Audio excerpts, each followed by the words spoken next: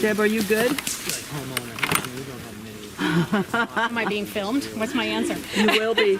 You are going to be filmed, yes.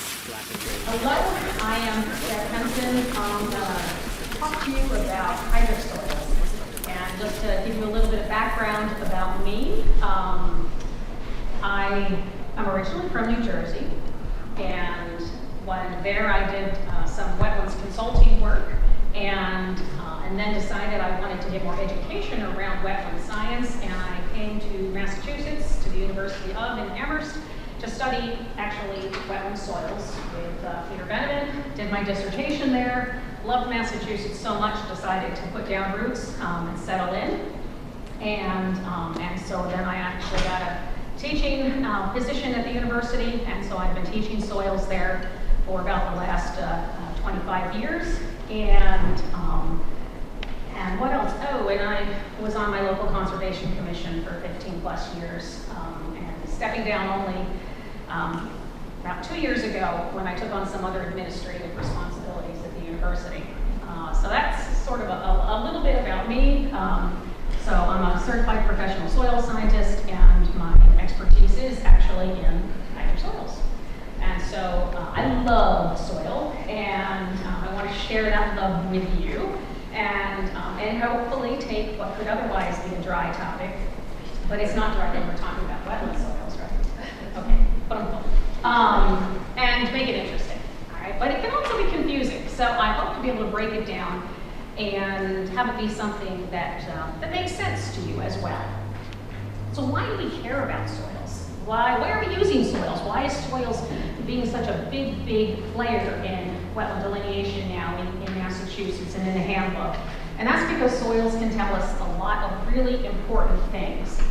Soils, hydric soils in particular, provide us with this long-term evidence of saturation in the soil. It shows us evidence of where that water table has sat for long periods of time. And it's a little bit different than what Scott was talking about, where you've got these scour lines that are, say, on the trees that kind of show you how high the water was, but you don't know how long it sat there necessarily or how frequently.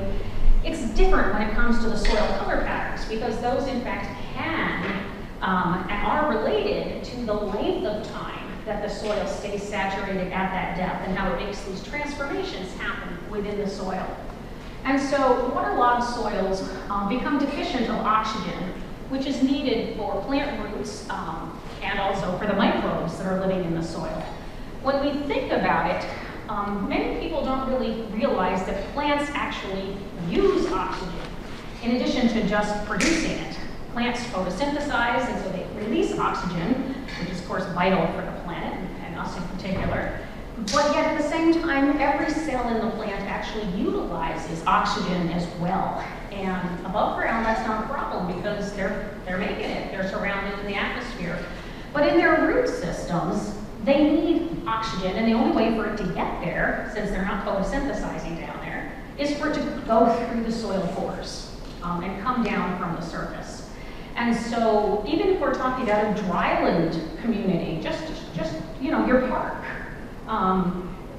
oftentimes there'll be signs that say, don't walk in this area, or don't get too close to the tree. They don't want paths that are right next to some of these nice specimen trees, because you compact the soil. And when you compact it, even if there isn't a high water table, you're compressing it and you're losing pore space. And so you're losing the larger pores, and so the oxygen can't get down to where those roots need it. And so plants tend to suffer, they sort of suffocate. And tighter pores hold on to water more tightly.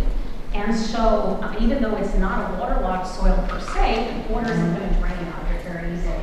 And so that's going to cause problems even for upland plant communities. And so it's the same kind of a concept. And so Scott was showing you some of the sort of the adaptations that some plants have to living in these wetland environments. And it's not that wetland plants need more water, not for the most part. There are some true aquatic plants that do, of course.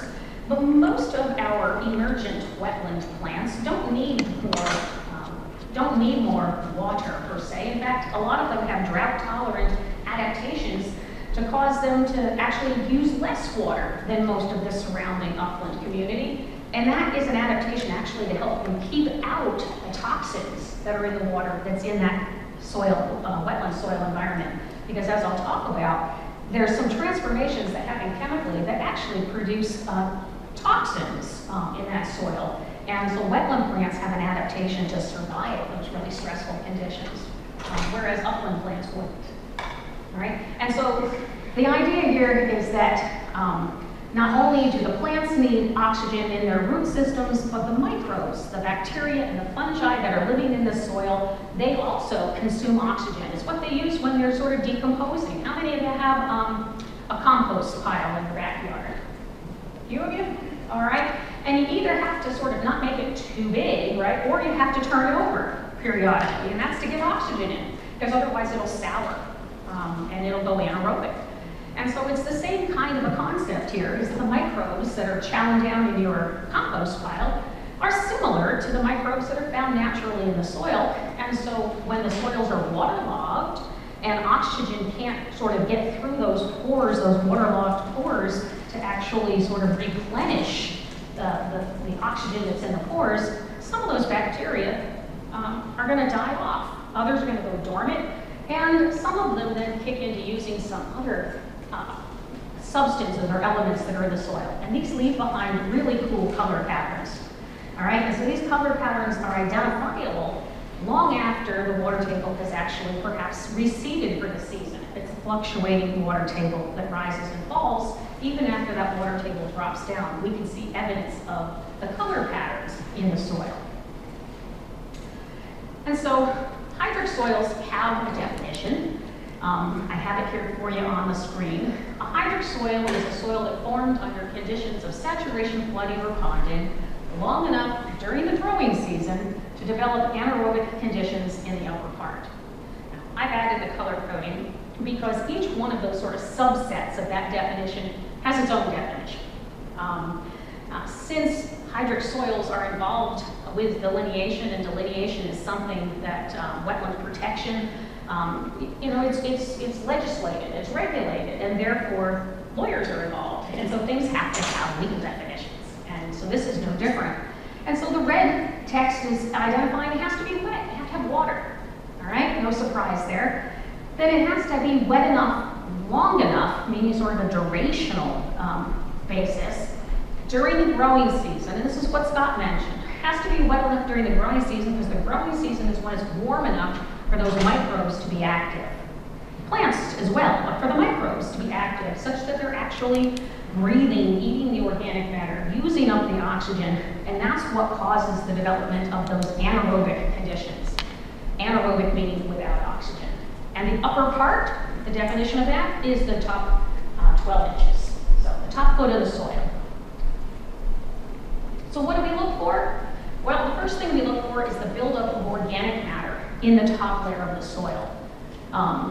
Why does it build up? Well, it's going to build up because the microbes that are chowing down on that can't do it as fast. They run out of oxygen, so they kind of slow down. Some of them sort of go dormant, and other kinds of microorganisms kind of kick in, and they can survive the anaerobic conditions, but they're not very fast. They're not very efficient. And so, consequently, organic matter builds up, and the topsoil becomes darker. That just disappears, doesn't it?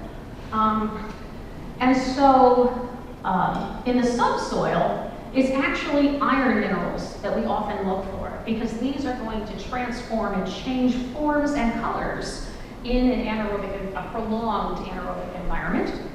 And where the water table sits for a long time and it goes anaerobic, we're going to see gray colors start to form where the iron has been transformed and stripped away. And then we'll occasionally see red and orange colors develop where that iron has sort of been dissolved, translocated, and it hits oxygen and it spontaneously precipitates back into rust and leaves that evidence behind. So let's take a look at each of these in turn in a little more detail. Organic matter, as I said, is going to accumulate under waterlogged conditions because the bacteria run out of oxygen. And the plants are still growing because if we have a plant community that's adapted for life in these saturated conditions, they have the tolerance to be able to have their parenchyma to get oxygen down into their roots, so they don't have to actually get the oxygen from the surrounding soil pores because they're sort of snorkeling it on down through that air tissue that Scott was talking about. And so those plants are growing, and so some of them are dying off and decomposing, but because that decomposition process is slowed down now, the organic matter tends to build up and accumulate. And the more organic matter that's present, the darker the soil looks. All right? I mean, if you were just, how many of you have a garden? You have a garden? All right. Well, if I just, if we were just to compare two different soils, and one is sort of a pale brown and the other is a nice rich dark brown, and I said, which one of these would you rather have for your garden? Which one are you going to pick? The darker one, right? But why? Why do you intuitively know that that would be a richer soil? Because it's got organic matter in it, which has nutrients in it. Okay, organic matter does lots of great stuff for topsoils. And so I think you already walked in the door knowing that darker soils have more organic matter in them, but now you have a little better understanding of why this happens naturally in a wetland environment. And when we go into the field, we'll be able to take a look and contrast and compare sort of the colors that are in the upland soil, topsoil versus the wetland topsoil. You'll be able to see that there's a marked difference with the topsoil and the wetland being much darker.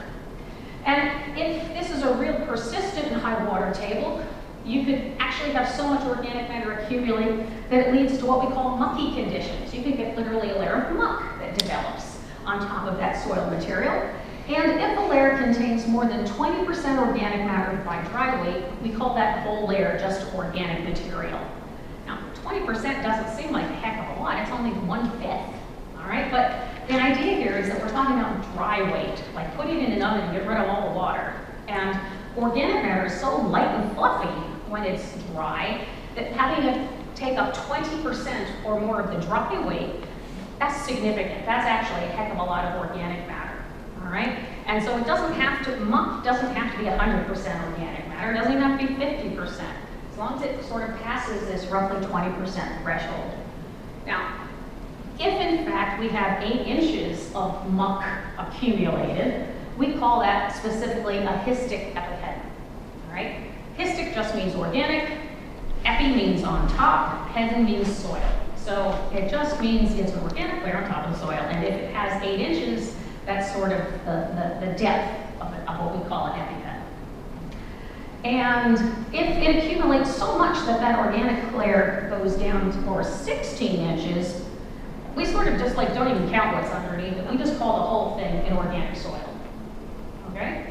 Both of those conditions are hydric, right? However, both of those conditions are going to be far removed from wetland boundary. Those are exceedingly wet conditions, all right? So if you're finding that, take a step backwards up on the landscape, because if you're schlumping around in the muck, you're in it, but you're not near the line.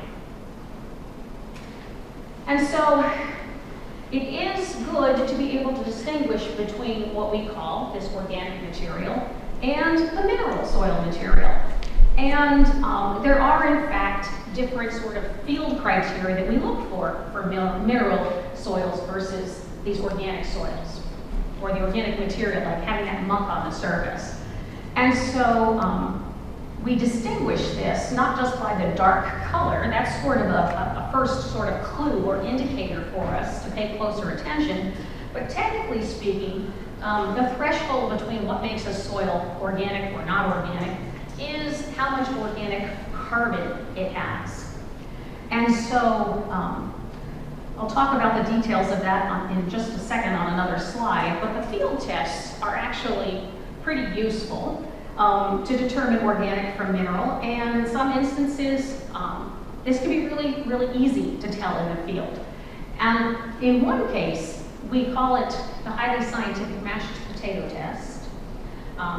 Scott was talking about being able to wring water out of the soil to determine whether it's saturated as other indicators of hydrology. Well, in this case, if you take a handful of this very, very dark material and you squeeze it, if it stays in a ball, that's mineral. It may have a lot of organic material in it, but not over that 20% threshold. If, however, it oozes between your fingers, that's organic. It doesn't have the resistance or the strength when you grip it for it to stay together, and it's just going to kind of flow between your fingers. Like I said, highly scientific mashed potato test.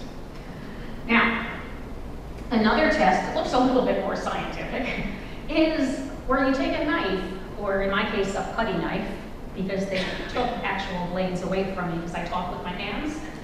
Yeah, all right. So take a putty knife, and you actually poke it into the side of the soil face, and if it slides in like hot knife through butter, that's organic, all right? However, if it kind of might go in just a quarter of an inch or something, but if it starts to go in and it stops, and you're not hitting an actual root, but if it stops, that's mineral, all right? It's got enough resistance, the same reason that it would stay in a ball in your hand.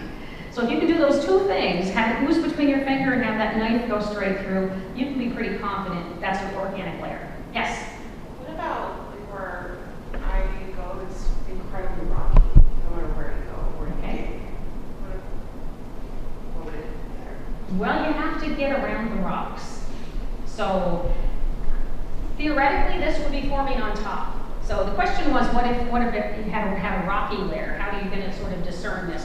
You still have to pick out enough material, take out the rocks, and then still squeeze it, because it's what's left, all right? That we take out anything that's larger than sand, basically, we take out, and that would be the gravels and cobbles and stones, things that are larger. So it doesn't mean it's not organic if you are able to take the larger particles out of it and then still do this test. All right. Is this a wetland?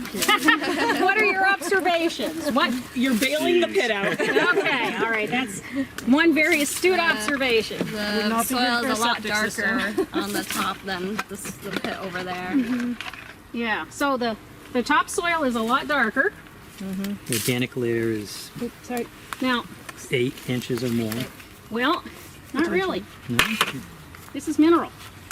Because it's not bringing it apart. Oh, because All right, this is No, say that again. Explain that about the mineral. this is a nice dark colored material. All right, so it indicates more accumulation of organic materials, but this actually does not. This is greasy enough that I would call it with like a mucky modifier. Oh, this. It's wet. Yeah. I can get water out of it, but it doesn't ooze between my fingers. Yep. Thank you. Okay. Oh, I see. Now- yeah. By contrast, if we go a little Sorry, bit worm. deeper into the soil here,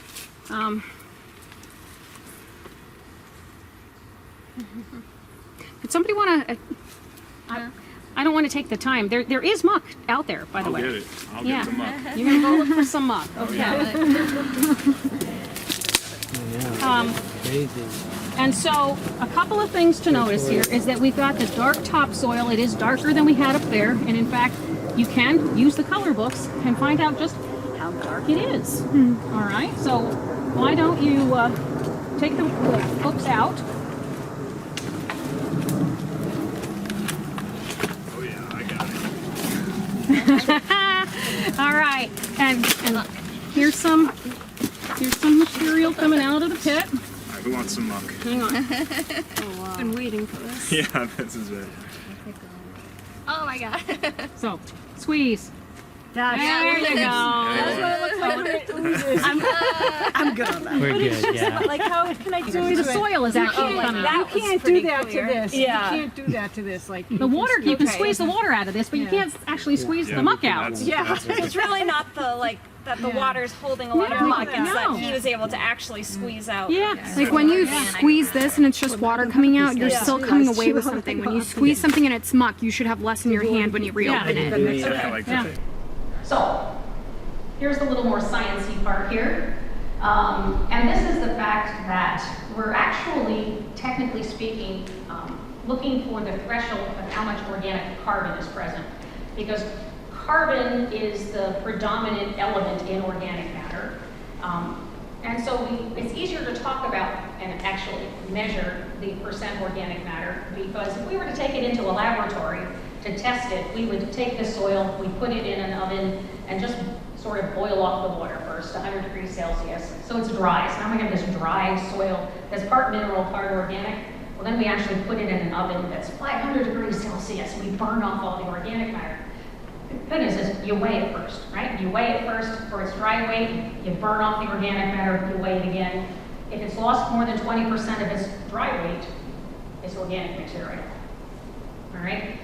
So that's obviously a heck of a lot to ask of people in the field. And so this is why we've got those field tests that can kind of get us pretty close. But what I wanted to kind of show you is that the 20% threshold here is if the soil is sandy in nature. The threshold actually increases all the way up to 30% organic matter as the clay increases. So you can see those lines that are kind of going upwards. And so the top line, the black line, is separating sort of out what, if we've got more organic matter or more carbon than that line, then that material, that layer, we call an organic layer. If it is anywhere below the black line, it's a mineral layer. But the orange line is in there to show you that there is this in-between zone where the soil is going to feel slimy, it's going to feel slick, it's going to look very dark. But it's just not going to, say, ooze between your fingers. And in that case, that's where we call it a mucky, modified soil. So if it was a loam soil, we would call it a mucky loam. If it's down below the orange line, we just call it a loam. If it's above the black line, we wouldn't even use the word loam, we just call it a muck. All right, and so that's where the sort of the terminology changes depending upon how much organic matter is there. All right, however, as I see some of you crossing your eyes at me, fear not, because while this seems and can be highly technical, determining whether the soil is organic or mineral isn't always critical. If it oozes between your fingers, it's organic, you might be able to just check off a box and it's hydric and you can move away. But if it doesn't, there's probably going to be other indicators of wetness that are present in that soil at a deeper depth. So, as I say, fear not if you're thinking this is too complicated and how am I going to know whether it's actually an organic layer or a mineral layer, because like I said, if it's oozing, that's a really good indicator all in and of itself. You can check a box and call it hydric, or at least be looking a little bit deeper then for some other indicators. So don't worry so much whether you've got the organic material or if you've got 8 inches of that organic material. If you're actually pretty close to that wetland boundary, that muck should dissipate. It may still be black on the surface, but you actually shouldn't have it oozing between your fingers, all right? And so in the subsoil, we look for other indicators of wetness, and these typically come in the form of iron transformations. Iron is a very abundant mineral in most of our soil materials, and oxidized iron is orange. Sometimes it can be red, depending upon the actual mineral that's present or formed. It's rust, all right? You all hopefully have an idea of different kinds of rust and what those look like. Same thing in the soil, except when the soil is anaerobic for long periods of time, we can actually get that rust being stripped away and leaving behind gray colors.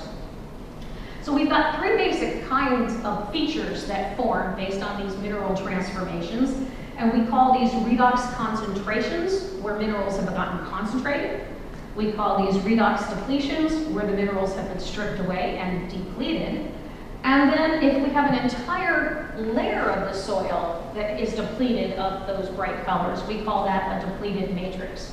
Matrix is just the term for sort of the background or dominant color in any given layer.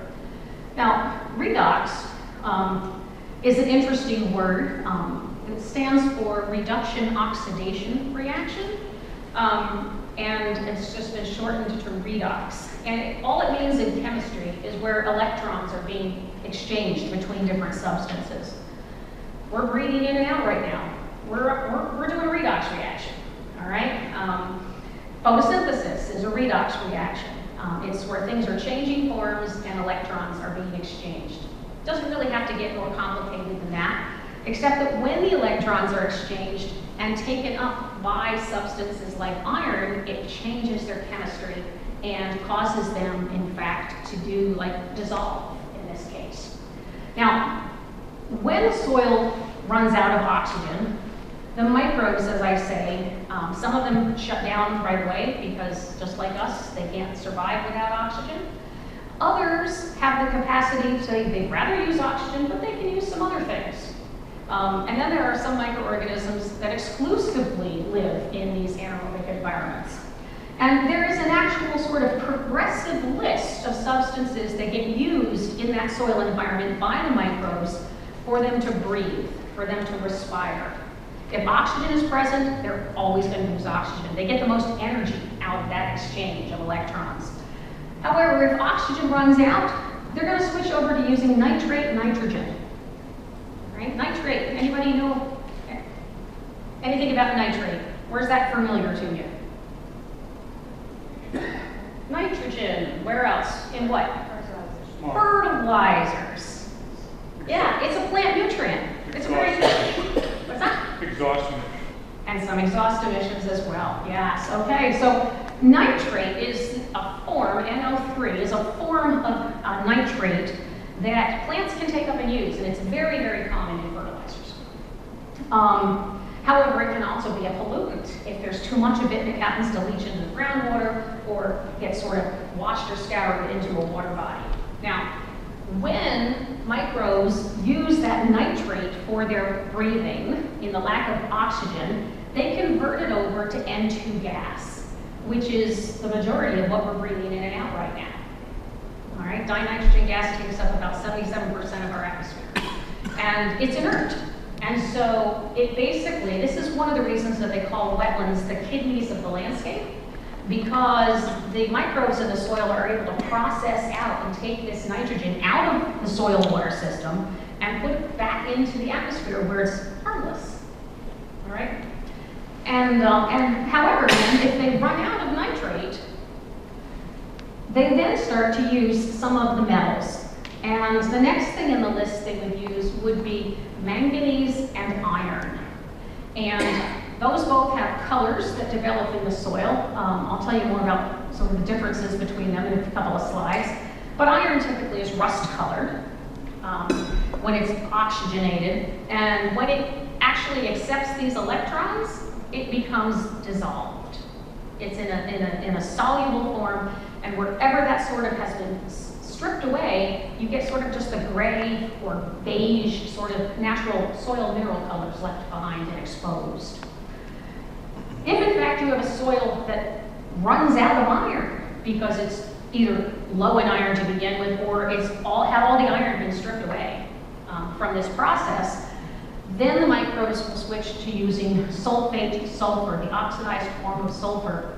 And sulfate is a plant nutrient as well. But this is where that classic swamp gas smell comes from. When you think of the rotten egg smell, that's hydrogen sulfide gas, and that comes from this anaerobic process that happens after the oxygen's been all used up, the nitrate's been used up, the iron's been all used up, and we're working down now in the sulfur zone. And we get a lot more of that in the coastal waters because we get a lot more sulfate coming in off in the coastal brackish waters. After all of that's been used up, the microbes then switch over to using carbon dioxide itself for this exchange, and that produces methane. And so this is what you find in these like permanently saturated bogs up in the boreal peatlands of Canada and the northern tier states. We don't really have this here, but if you have these persistent long-term anaerobic conditions, and they use up all of these other substances, that's when you get the production of methane. And this is also why we have concern about the melting of the permafrost, all right, because it's actually taking all this trapped carbon that's down there and releasing it. And some of it's coming out as the methane that had been trapped in those anaerobic sediments, and some of it is also then coming out as carbon dioxide when the microbes now get some air and some warmth, and they're actually then starting to be active again. And so the chemistry in these processes, as I said, we abbreviate it and call it redox. Stands for reduction oxidation, which is just basically this exchange of electrons between different substances. And it happens all throughout nature, not just in the soil environment. And so the substance that actually takes on the electrons, we call that a reduced form. It's chemically reduced. And then the oxidized form is the one that then recombines with oxygen and basically, in this case, forms rust. And so these features that get left behind in the soil as a result of these reactions, we call these redoxymorphic features. Morphic means appearance. Redox is the exchange of electrons, and so these are features left in the soil as a result of these redox reactions. All right, so that's where the terminology comes from. And so an interesting thing is that, Scott was saying we can use these scour lines to kind of see how high the water has gotten. And if we see several lines, we know it didn't just happen once, it's happened several times, but it doesn't necessarily tell us a great deal about the length of time or how frequently exactly it stayed flooded at that level. The soils are a different story. The color patterns in the soil we've studied for decades now, and we've been able to literally sort of map and equate different color patterns to length of time that that soil has been anaerobic. And so it takes, in this latitude, the sort of temperate zone of the US, with the sort of seasonal temperatures that we have and the average growing temperature that we have for seasonality, it takes 3 weeks on average for a saturated soil to use up all the oxygen that was in it, in the water, in it initially, then use up the nitrate, and then move its way down so that the iron is getting reduced so much so you actually can measure the dissolved iron coming out of the water. And so if you have these areas where the iron has dissolved, it's going to leave behind a pale gray patch. That takes a long time to form, like year after year. If it's only being anaerobic and saturated for 3 months, you're going to get iron dissolving, but you're not going to see evidence after just one year. All right, there's not going to be enough of it that's been sort of stripped away, unless you're sort of collecting water and measuring for the iron itself. You're not going to see that evidence in the soil color patterns. But this is showing us long-term patterns of where the water table sits, where the iron has been dissolved and stripped away, leaving these gray patches. So if we see these depletions, these little patches where iron has been stripped away, we know that that depth, wherever they're occurring in the soil, has been saturated on a regular basis for at least 3 weeks straight. All right? The more gray you have, the longer that area stays saturated in an average year. All right? If you have an entire layer that's gray, that tells you that that's a persistent, months-long saturation condition. You may be going out, now we're getting a whole lot of rain now, but certainly, typically, at the end of July, early August, would naturally be a sort of a lower water period time. And so when you're getting close to that hydric soil boundary, you're not necessarily going to expect to find water in the hydric hole. That's just sort of on the edge of that line. And so that's why these colors become really important for us, because if we're not able to actually see water in the hole, these colors show us where the water table sits for long extended periods. All right? Now, the other thing is that when the iron dissolves, depends on sort of the whole sort of hydrology of the system. Sometimes that water could be moving and it could sort of be carried off somewhere else. Scott was showing you how water was sort of discharging to the surface that might have been carrying dissolved iron, and it hit oxygen, and then you get sort of this rust that's forming in pools of water on the surface. But if the soil has a hydrology where the water isn't just sort of cooking through the subsurface, it sits there, it moves, but maybe slowly moves, the iron isn't necessarily going to go far. It's going to be dissolved, but then it's sort of going to be there, such that if we actually dug a hole and we took a chunk of the soil out, we might actually see it change colors right before our eyes, where it actually was gray and it started to turn red, because the iron was still there, it was just dissolved, and then it got exposed to oxygen, and it rusted right before our eyes. In other cases, we would see patches where iron had sort of reprecipitated and settled out back as a solid, where it had been concentrated. These we call those redox concentrations. And that's where the iron had been dissolved from somewhere else. It could be right nearby, or it could have been a lower horizon. And then it's when that oxygen, it hits some kind of oxygen, whether it may be around a plant root that's leaking oxygen out of its rhizosphere. right? That's an adaptation actually to keep the iron out by leaking out that oxygen. I'll show you that in just a sec. So these redox concentrations are where dissolved iron has accumulated and rusted and settled back out as a solid.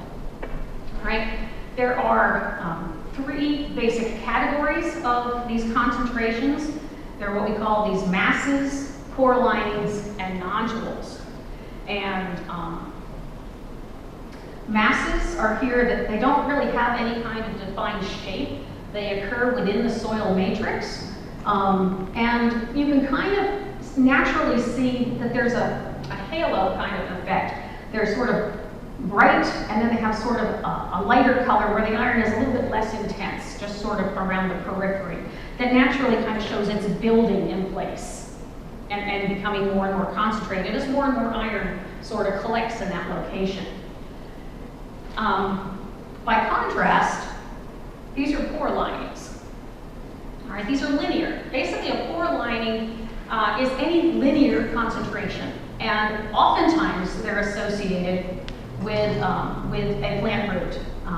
The chunk over there and on the right-hand photo is kind of, again, showing you where there was a root leaking oxygen, there was dissolved iron surrounding it, and when that dissolved iron hit the leaking oxygen, it precipitated out and made that bright brick red color. And then just to the periphery of that, you can see slightly lighter or orangier colors to it, with a little less iron concentration. So the reason that the plants do that are because they need to get oxygen down into their roots, but they really don't need to leak it. It's kind of wasteful, right? They're leaking it out into the bulk soil. But in fact, it's an adaptation to keep the excess iron out, because iron is an essential plant nutrient, but it's a micronutrient, which means they only need a little bit. And like anything, a little bit might be necessary, but a lot is toxic. And so too much of the iron will actually toxify the plant and kill it. And so this is an adaptation to keep these extra metals, these metals that become dissolved under these kind of hostile anaerobic soil conditions. Now, there is a third category that I mentioned, the nodules and concretions. They are redox features, but we discount them completely from hydric soil assessment because they're like pebbles. They're solid. You can maybe cut them open with a knife. Sometimes you can see concentric rings. Sometimes they're just hard chunks. And they are redox features in the sense that iron is concentrated there. It had to be dissolved somewhere else and reconcentrate there. But the reason we discount them as evidence of water table is because they're so persistent that they can be transported. They can literally be scoured in one location, eroded, redeposited on a floodplain, and they didn't form there at all, but they're so persistent they got carried down with water from another location. All right, so there's definitely reason to sit up and take notice if you find hard chunks of iron in the soil, but you can't just rely on that evidence alone. You gotta look for other things. And so the gray colors are what we call the iron depletions, the redox depletions, and oftentimes you'll see them right adjacent to where there's a concentration. All right, because the iron is being depleted in one zone, it might move just a little bit and hit some oxygen and settle back out again. And this can happen repeatedly in that soil. And so it's not uncommon to have a layer of soil where the water table fluctuates. If you see the gray colors, you know it has to sit there for at least 3 weeks at that depth, enough to go anaerobic, have the iron be chemically reduced and then dissolved so it can be stripped away and translocated. But then the water table is going to drop down again. And we know that because it's not all gray, right? And so that's the zone, when you see both gray colors and the bright rust colors, that tells you that that's the zone of fluctuation. But the gray colors are really important because it tells you the water table actually sits there, right? It's not uncommon, so higher the landscape, maybe even on the non-hydric side of the wetland line, to see these colors down deeper. These colors might still be in there, but maybe they're down around 18, 20 inches. They're not in that upper foot, all right? But you will perhaps find closer to the surface just the concentrations. where iron has been sort of brought up on a water table that sat down lower for a while, and then get a lot of rain and it rose up. And with it, it brought the dissolved iron with it. But it also then hit some oxygen that was patchy in that soil, and it's precipitated out and it's settled back down. And so it is evidence of a water table, but not the way we define it for wetlands, because it doesn't sit there long enough for the gray colors to form. Okay? So these are just sort of ways we can use soil colors. And we use them for lots of things besides just hydric soils, but I think this is the coolest way. A depleted matrix is where that entire layer becomes gray because it's depleted of iron. Now, it can be gray, it can be sort of tan or beige, it can even be blue or kind of a steel blue color, which is really funky. I haven't been to today's field site, so it'll be a surprise for all of us to see what we see when we dig a hole and look down and see what we've got in the wetland. Now, there are specific requirements for how gray is gray. How gray is gray enough? Because you can see gray colors, or you can see these, what we call models. You can see redox features where iron, you can tell that there's black patches that are sort of, some colors are subdued or stripped away, and there's some patches of concentrations. But what does this tell us? Are these gray enough to really determine these iron depletions or a depleted matrix here? And it has to meet specific color requirements, which I think I have on the next slide. And so when interpreting soil color is really important and useful. Those darker topsoils are going to tell you that organic matter has accumulated. Now, if you're in an old ag field or pasture, you don't necessarily know that it naturally accumulated. A farmer might have been amending, spreading manure. So there's all different ways in a managed landscape that organic matter can accumulate. So you kind of need to know a little site history to do some interpretation here before you emphasize the dark colors. But if you're in a natural setting, the dark colors would have formed because the organic matter is naturally building up in place.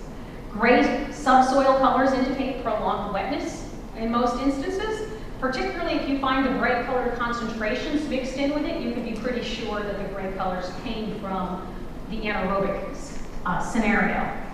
And so the spade that's shown in the lower right image there is meant to sort of illustrate 3 different layers that you might expect to find in the soil. I've eliminated the topsoil, but say that at the tip of the spade there, you would see a typical subsoil that has a nice even orange color on it. That indicates well-aerated conditions. All right, you're not finding any colors that have been stripped or any iron that's sort of been concentrated in particular patches. It's a nice even kind of a rust color. That indicates that the water table doesn't really fluctuate there. All right, you might have water that percolates through, it holds on to water for plant growth, but a certain amount is basically not sitting in the water table. It's going to drain naturally. The bottom chunk of soil is gray, and that would be an indicator that the water table sits there, if not permanently, for months at a time. All right, stripping away those gray colors. And the chunk in the center is that layer in between, where you have both some gray colors and some rust colors, because it sits there for at least 3 weeks forming the gray, and then you've got intermediate times when oxygen is present that cause the iron to rust out. So this would sort of be a natural progression of layers that we would see in a soil. But this would not be on the hydric soil side of the line, because you wouldn't expect to see a subsoil that was bright orange and sort of nice and evenly toned.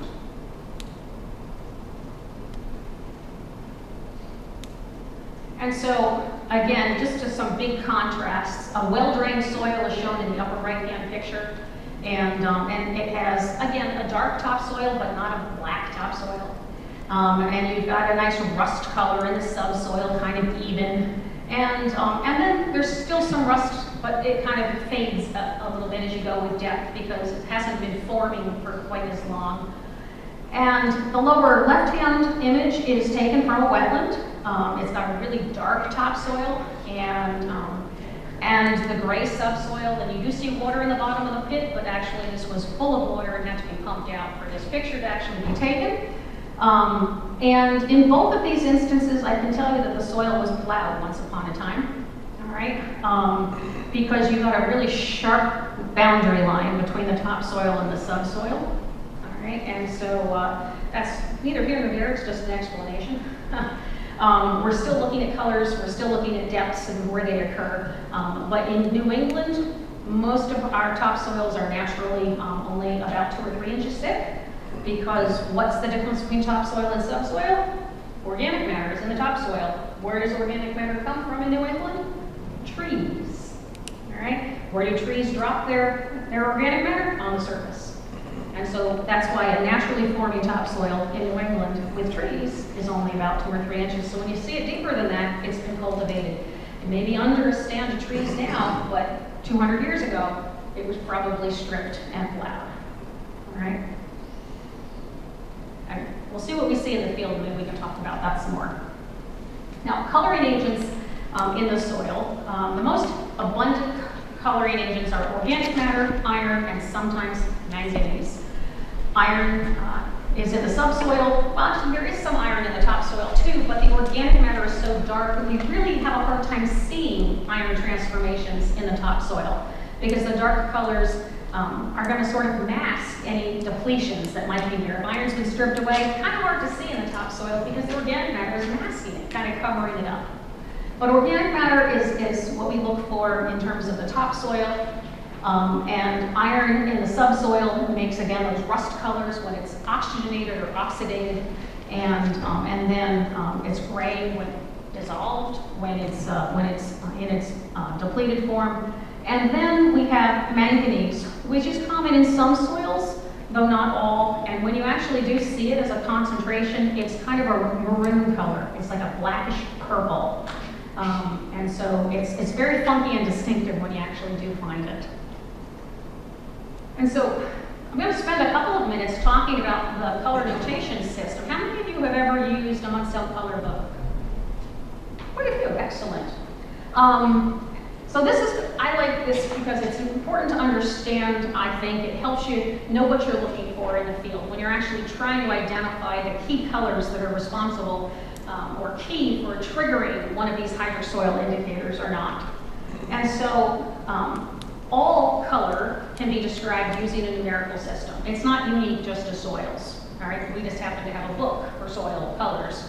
But this color naming system is used somewhat universally in the color arena, in the color industry, whether you're talking about arts or you're talking about hair color. It's been a while since I colored my hair. Anyway, but I can talk with my stylist about color using the terminology that I learned from soil science. All right. Now, this is a color wheel. And this is the idea here that if you take white light and you hold a prism up to the sun, what happens when the sunlight shines through that prism? What do you see? What's the result? Rainbow. Yeah, it divides that light into its different, we call the spectral wavelengths, different wavelengths of light that are making those different rainbows of color that are a gradation. And so this spoke, this wheel has spokes that are representative of each of these sort of wavelengths of light that you would find if you took sunlight through a prism and broke it out into its component colors. And the Y stands for yellow, the R stands for red, G for green, B for blue, etc. This is the same wheel looking down from the surface here. And this is one page from the Munsell color book here on the left. And it is the spoke that is the 10YR page. Y for yellow, R for red. So it's a blend of yellow and red colors. Why did they not name it O for orange? I don't know. But anyway, it's YR. And so this is this page, that is this blend of yellow and red color. And all of the pigments, all of the chips that are on that page are made from that one sort of pigment. Color can be described using 3 factors: the hue, the value, and the chroma. Any and all color is described that way. The hue here is this wavelength of light, and each page in the color book represents a different spoke on the wheel or a different wavelength of light, a different pigment. Now, running vertically on that page there is the gray scale, the neutral scale. And it goes from white to black, with the light color white at the top and black at the bottom.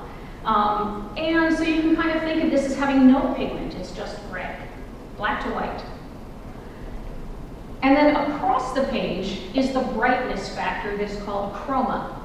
And it increases from left to right. And it's all the same pigment. It's all that same wavelength of pigment, except it gets brighter in intensity as you move from left to right in terms of how much of that color is present. Now let me kind of show you an example of this. When you're actually using the soil color books, you're taking a chunk of soil and you're trying to match it up against the book and find a chip that matches. It's important that this be in natural sunlight. We wouldn't do it in here very effectively, not accurately. And it helps if it's a sunny day, slightly overcast. I think we're going to have great weather this afternoon for this. Moist soil, not dry, not saturated. Midday, I say, doesn't have to be noon. That's a little confining, but by that, I mean sort of when the rays from the sun are overhead and not low on the horizon. And the window with which of time that's going to incorporate is going to be different seasonally.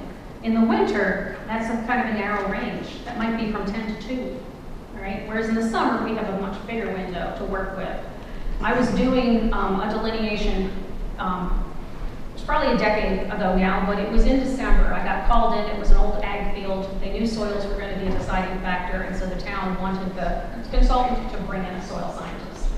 So I went out, and he's digging holes, I'm telling him where to dig, and I'm describing the soils, I'm placing the line, and it was getting to be 2:30 in the afternoon, and I'm like, okay, we're running out of light here. But he knew I didn't have much time to operate him, and so he said, oh, well, can't we just go a little bit farther? You know, we haven't lost the daylight yet. And so I'm like, okay, I'll push it a little more. I hung a few more flags. And we came back the next morning, and I had no idea why that line was where I had placed it. I literally had to backtrack several flags and reset the flags because the colors were different from when I had seen them at 2:30 or 3 in the afternoon in the winter. You know, it wasn't dark, but it changed the color interpretation on the book because I was getting those red wavelengths. When the sun is low on the horizon, more red comes in. All right, and so not a good time to go check a delineation when it's in the winter and it's 3:30, 4 in the afternoon. All right, you may still have sunlight, but it's not the right light for reading those soil colors. So just kind of a caution there. Kind of not obvious, I hope, right? No sunglasses. And it also greatly helps if you're not colorblind. All right. So when you're reading these soil colors, you're taking a natural chunk of the soil. By natural, I mean unsmeared, undisturbed. You sort of take a chunk and you break it open, and you want to look at that undisturbed face of the soil and match it up. You don't want to smear it or handle it. We're going to be doing some hand texture in the field. You don't want to take the soil you've just tossed around and made a ball out of and then use that sample to get a color from. All right? You've just smeared those colors. They're not accurate. All right? If the soil is saturated, it may need to drain slightly. This is one of these between a rock and a hard place kind of things because a few slides ago I just said you can pull a chunk of soil out of the ground and it can change colors right before your eyes. Right? As the iron that is dissolved there starts to precipitate and rust out. That's true. And so the way I try to sort of get around it if the soil is saturated is I bring some newspaper with me or something that's absorbent. I take out a slice of the soil from the pit face, I lay it off to the side, let it drain for a little while. The top of that soil may actually start to change colors when you take a chunk and you break it open from the center end. And you try to get one of those colors that has not yet been exposed to oxygen. If you have dry soil, if it is time of the year when the water table is low, and or you have a drought condition, you may need to actually spray water on the face of the soil, have it naturally wick and soak in, and then take a chunk and break it open. But you want to look at a naturally wetted face. So if you have to spray it, you don't want to just use that face because that's now sort of been smeared by the force of the water spraying against it. So what if you have more than one color present? Any color that's not the dominant color we call a mottle.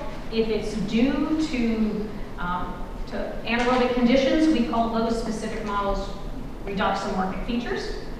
The dominant color we call the matrix color. The matrix is sort of the background.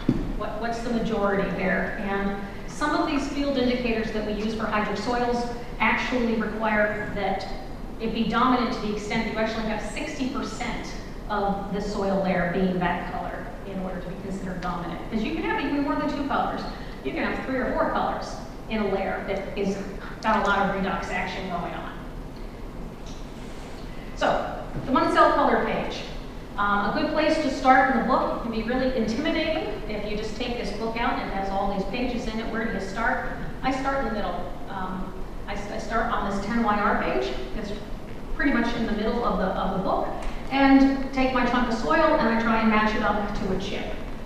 If I look like it's close to the right chip, but not quite exactly, I'll look and say, is this chunk redder than this page in general, or is it kind of more olive drab in comparison? And based on that, I might move a page forward or a page back in the book. Now, each chip can be described for its hue, value, and chroma that is unique for that particular chip. And so the way that we would use this is, let's just say we matched up the soil, and it matched up to that color that I circled on the slide. This could be the same thing. We're talking soils here, but this could be the color you choose. You want to, paint the trim on your house. All right. Same idea. You're going to go to a hardware store. They're going to mix that paint for you. It's a custom color. And so it doesn't matter if you've looked at the little chip and you've taken it and they call it something like, burnt toffee. All right? They come up with all sorts of names that are supposed to get us to want to buy it.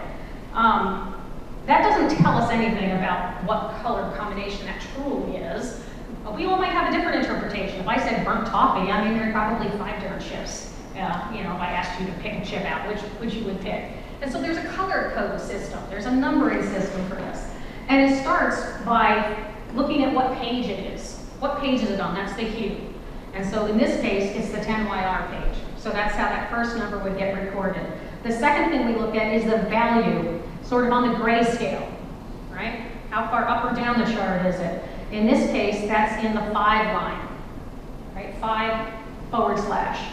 And then the last thing we record is the chroma, which is the brightness, and that's a /6. So that chip would be a 10YR 5/6. And now, if you were at the hardware store and they were mixing that color for you, they would take the pigment, that's the 10YR pigment, and they would pull a base coat that's this 5 value, this base neutral color, off the shelf, and then they would add, let's just say you've got a quart of the stuff. They'd take that gray color off the shelf as the base coat. They'd take the 10YR pigment and they'd add 1 squirt, 2 squirts, 3 squirts, 4 squirts, 6 squirts to get that color, to make it intense. So the further you go across to the right, the more intensity that color has. It's all based on the same pigment, but there's more of it. All right? So that's how colors are described. And we're going to do some of that in the field. It goes underneath. Yeah. So if you, And we're looking for the matrix color, which is the dominant color. I'm gonna say yes, because we're all good. I'm gonna get in the sun. Up in the middle, Try to get right? the sun. Yeah. Maybe down further? Yeah. More like that one? I'd go one more, right? No? More down? I think that was. Yeah, I feel like it's not like Yeah? Yeah. I'm in a too different light. angle, right? Like the So you have to You be get careful more, of the sun, yeah, right? losing the It's hard sun. to compare. Like, There's a big There it is. sunspot right there. Oh yeah. Well, You stand over there. I had my head in your sun. You can. Yeah, actually, you should be where Dominic is. Is that sunspot? Well, there are patches. Here, right? Sorry. All right. So where were we over? on this side? We agree? no, I think it's. I think it's. Maybe it is the bottom one, yeah. Yeah. Okay. Yeah, I think I like that one. So, So go down one more just to see what it yeah. looks like. Well, you look at the one below. Oh, do you? No, you don't. Well, it depends. 10YR. Oh, no, maybe one more. Okay. Yeah, maybe. Okay. That's what it looks like to me. Well, when you go in the sun, Well, it just that's looks what so the much value redder. is. Like, it is totally different. That's why they said to make sure you, like, Well, you're in the. you're blocking the sunlight. No worries. Yeah, there you go. That's better. Oh, you have it.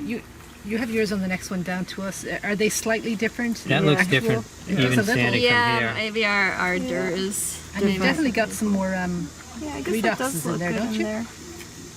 Yeah, I like it here. Yeah, one of these So we're two. 10YR 44. Yeah, I think we did 10 where 4-3 maybe is what we were thinking. But ours is like slightly different. Yeah, in the okay. soil itself.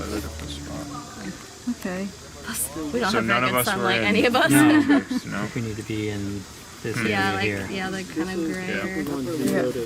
grayer. Are you saying you need to be kind of over there for it to be considered delay? What Is was that what the you're saying? like Hydric depleted of iron? Right. Which ones are, like, what were the numbers they said? It's the first. These 10 Yeah. right there. Somebody else's line. Yeah. So the one in the two columns, or at least the upper one columns, I tend to be. That one is so. They said that was topsoil. Right, it's too dark. That's too dark.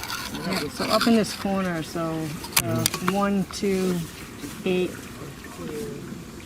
7. Like, I think they 6. said actual ones that would And we are make it 2, organic. 8, They're not. Yeah, and I think it was. and 1, The 8, bottoms. and everything down through it. You know, I usually start on the 10YR and then try and match it up in general, and then you want to put it behind the page, right? That's where having sunlight coming in, so you're not getting a shadow helps. And then you find what looks like a reasonably good match, and unless you're really sold on it, you could then pull it out and say, does it look like it's a little redder? In which case, you take a page to the forward, but go right back to those same like 4 chips that you were looking at. Or is it a little more olive drab? Go 1 page back. 2.5. Gotcha. And look, and then you just might find like just the right perfect one. 2.5? But there are variations, and so I'm not at all sort of concerned that you're on different pages. So not 2.5 chroma value, 2.5y the page. The hue. Oh, not YR. That's where we're Yeah. getting confused. Because 2.5 is YR. Like She's way red. red. Yeah, no. She's on the hue. I got 2.5y is the hue. Where is that now? Yep. And so that wouldn't surprise me at all if it was a 3 or a 4 chroma down there, but it's not a 2. It's not gray enough. All right, so it shows evidence of redox, but not enough even that the water table doesn't even sit there long enough for it to be really gray. And before we can talk specifically about how to use those soil colors for hydrosoil indicators, I need to kind of take a little bit of a detour and talk a little bit about texture. Texture is just like what it sounds like in general. If we're talking about texture, it's how something feels. How rough is it? How coarse is it? How smooth is it? And when we talk about soils, similarly, how gritty is it? How sticky is it? How smooth is it? All right? And these relate specifically to the amount of sand-sized particles as compared to silt-sized particles, as compared to clay-sized particles that are in that sample. All right? And so the largest sand is 2 millimeters in diameter, and 2 millimeters is about the width of a thick paper clip, just the wire itself, a single wire. Anything bigger than that is gravel. We take it off and get rid of it. We discount it. All right. Silt is the next smaller size particle, and clay is the tiniest. And the reason this is important for us to know something about is because different field indicators for hydrosoil may depend on the soil's texture. Is it a fine texture soil or is it a sandy soil? Now there are 5 different sizes of sands. The smallest sand is 0.05 millimeters, the largest is that 2 millimeters, but there's 5 different breakdowns within that whole range. Very coarse, medium fine, and very fine. If anybody's done any woodworking, you kind of know that you've got the different size grits for sandpaper for different jobs. Same idea here. All the sand is large enough to see a particle with the naked eye, and in fact it's so large that they can be separated out one from another with a set of nested sieves, like I have up in in the upper right-hand corner there, that have wires. You know, you've got a grid of different wires, and successively they get smaller and smaller, closer together as you capture the biggest sand, you know, the medium sand, the fine, and the very fine, down to the bottom. And so this is why not all sands feel the same way, because some are coarse sands, and some are medium sands, and some are fine sands. The smaller a soil particle is, the better it holds onto water, right? And so this is, again, why some of these field indicators that we use are different for these different textures. Silt is this intermediate size that goes from the smallest size sand down to the largest sized clay. When you have just pure silt, it feels like talcum powder or baking flour. It feels very smooth, very soft. Clay, on the other hand, is just what you'd expect it to be. It can be sticky, it can be plastic, it can be pliable, right? You cannot see an individual clay grain with your naked eye. That's how small they are. This 0.002 millimeters, 2 microns. You can't see an individual one. Unfortunately, you don't have to. All right? They stick together. And in fact, if you've got clay that is dry, it'll be rock hard. You can pulverize it down and make a powder. It'll be soft. You wet it back up, it'll be sticky in plastic once again. And so rarely, though, do we have a soil that's like all sand, 100% silt, 100% clay. There's usually some combination of these different particle sizes. And this is where we come up with what we call the soil texture classification, which is a way to describe the soil based upon the combination of sand-sized particles as compared to silt and clay. If you have nearly 100% sand, like more than 90% sand-sized particles, we call the whole thing a sand. They kind of dominate in how it behaves. If you add in a few fines, the silt and clay, again, just maybe another 5% of materials in there, now you have a loamy sand. It's still more than like 85% sand, all right? But if you have just enough fines in, now it behaves a little bit differently. If you add in some more fines, now you might have a sandy loam. And then there is actually a category that you've probably heard of called true loam. And the true loam is where you've got nearly equal amounts of sand and silt with about half as much clay in there. But sometimes people get confused between this loamy sand and the sandy loam because, gosh, they're like the same words, just in flipped order. And so the way to kind of keep that straight, I like to think about is the second word is the dominant word. And the first word with a Y is the adjective that modifies it. And so a loamy sand is mostly sand, looks like sand. And it just has a few fines in it. Whereas a sandy loam behaves a whole lot more like a loam, but it's gritty. All right? Now, we technically assess this using a textural triangle. If we had a sample and we took it into the laboratory, we would separate out the sand-sized particles using those sieves from the silt-sized particles and the clay-sized particles. And we would then be able to compare how much of each of them there happened to be. By definition, when you add up the percentage of sand, silt, and clay, you get 100% of the soil. All right? I'm going to ask a question. Where's organic matter? If sand, silt, and clay make up 100% of the soil, where's organic matter come in? Ooh, one answer that came was it only applies to mineral layers. And while that is a true answer, it's not the right answer. Because you can have the mucky loam, a lot of organic matter, but it's still a mineral layer. So we still need to know what its texture was. So it seems a little bit like a trick question, and I have been accused by my students of it being a trick question.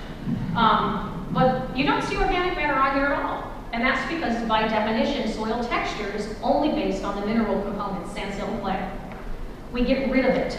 In fact, in a laboratory setting, we would burn it off first before we separated the sand from the silt from the clay. All right?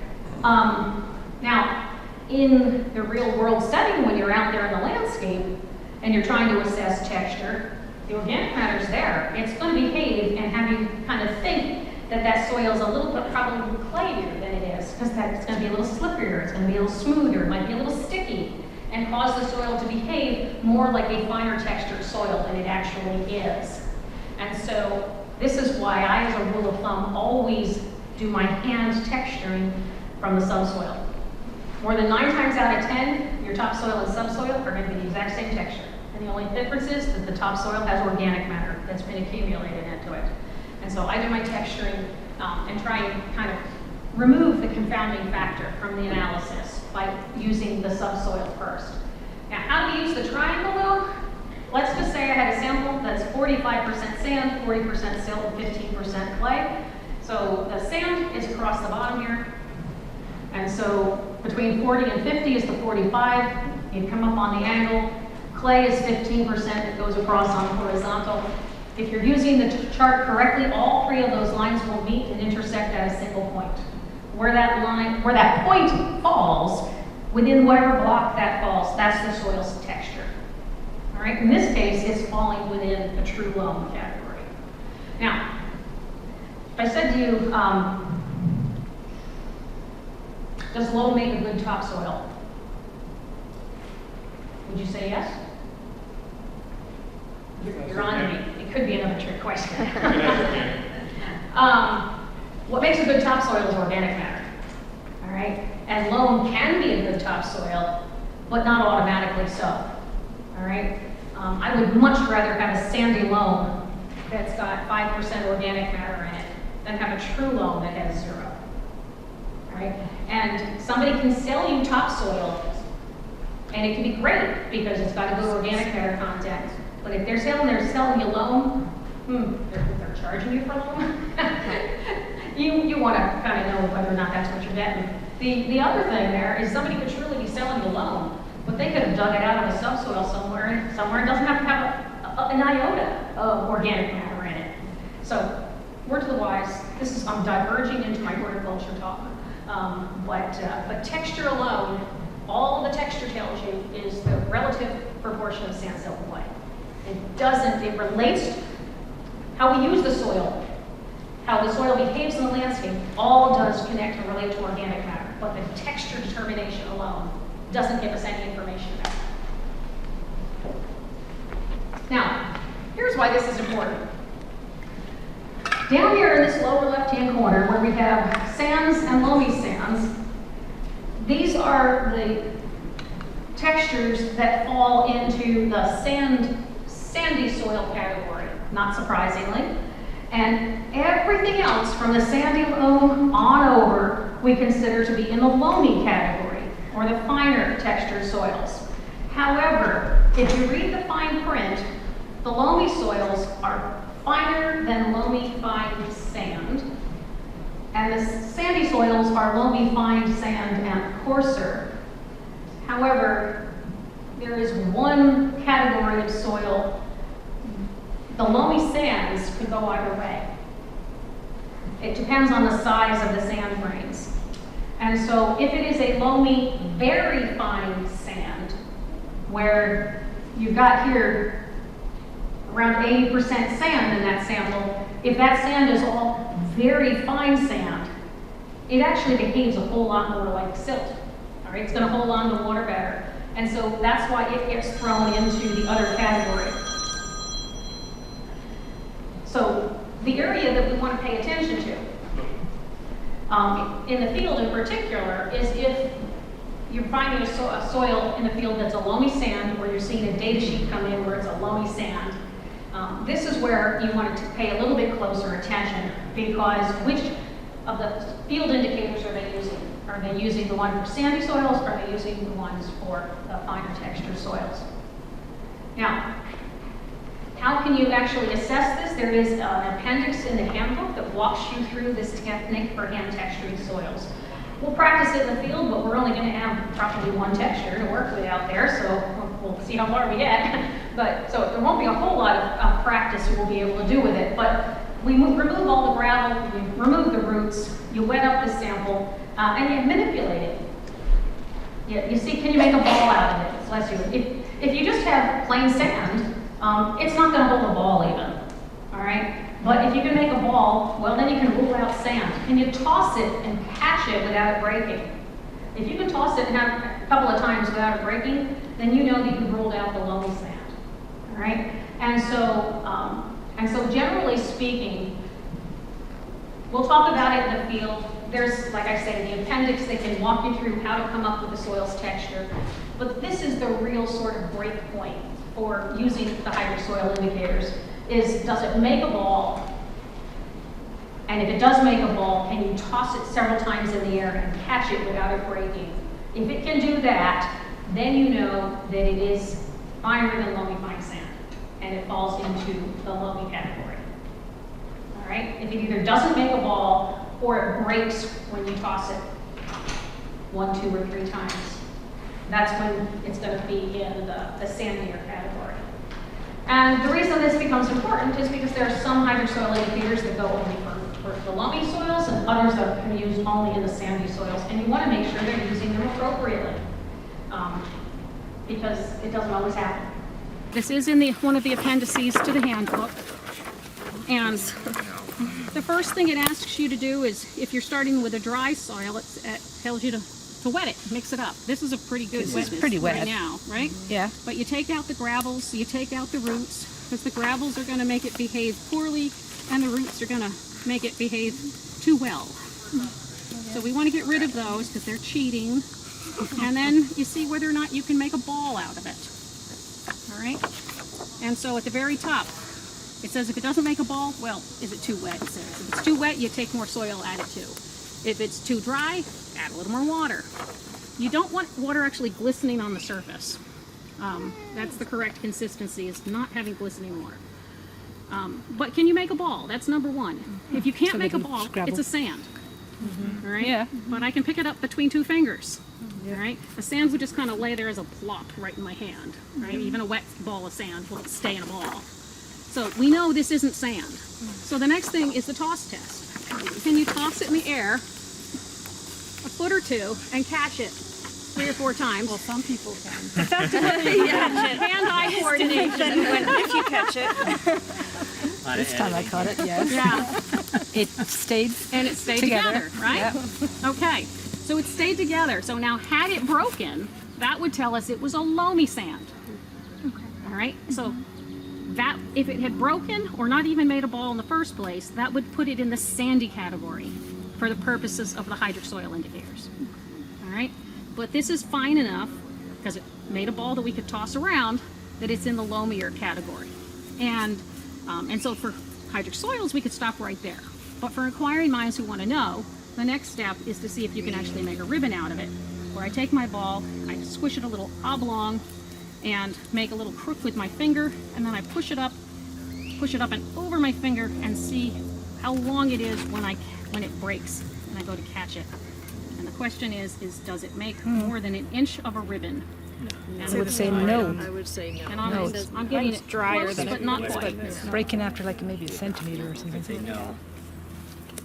All right, and so if it did make an inch or you weren't sure it was close to an inch, the double check for that is actually taking it and rolling it between your vertical palms and seeing if you can get it, breaks up. and seeing if you can get it all the way down into a skinny wire that's only 1/8 of an inch in diameter. This obviously is just going to fall right apart, so it's not even close, right? So where we are is in the chart. It took us down because we started to make a ribbon, but it was less than an inch long. It took us down the left-hand column on the chart.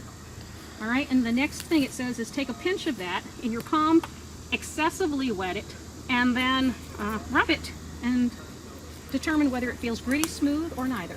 It's a gritty. All right, and Can I just squeeze? Oh, sorry. Thank you. I like mine's pretty. Now, what are we feeling for? grit, smoothness, or neither. I'd say gritty. I would say it's gritty. Yep, Definitely. Yeah. definitely Yeah. gritty. Yeah, all right, and so where does that place us in the flow Oh, chart? sorry, I put down the flow chart. I put it back down. Like, how do you, for gritty, like, I definitely feel grit. Does it and feel feels almost gritty? like Yes, sandy loam. individual pieces versus like a layer of grit. So does it like kind of feel any grittiness you call Well, it gritty? what we're looking for is the difference between whether it's going to be a sandy loam, a true loam, or a silt loam. And so just call it gritty. More than half of the sample is grit. But you remember that there's 5 different sizes of grit. So just because not all of it feels like they're big hunkin' sand grains doesn't mean there isn't still half grit there. Because a lot of it is very fine sand. Sandy So loam. this is a sandy loam. Okay? There are some indicators that can be used on all textured soils. So the soil texture doesn't become critical, and that's great. However, some of the indicators only can be used in those sandier soil conditions, and others can only be used in those finer soil conditions. And then there are test indicators that also exist, but they're not included in the handbook at all, so you don't need to worry about those. And so Appendix F of the handbook does have a pretty good list with some real detail provided about these hydrosoil indicators with some line drawing graphics to help illustrate the concepts.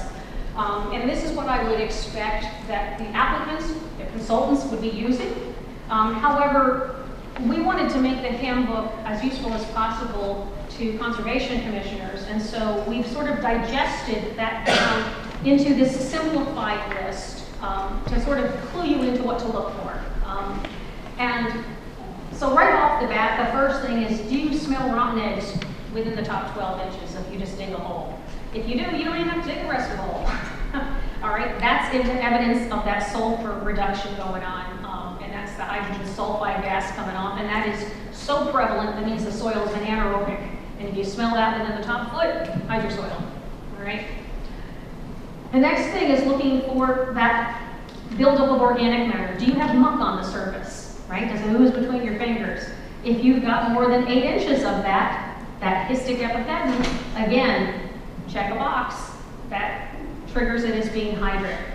There is a note that the mineral soil underneath that histic epipedon, should you expect it to have a chroma of 2 or less. It should be gray in color, because why did the organic matter build up in the first place?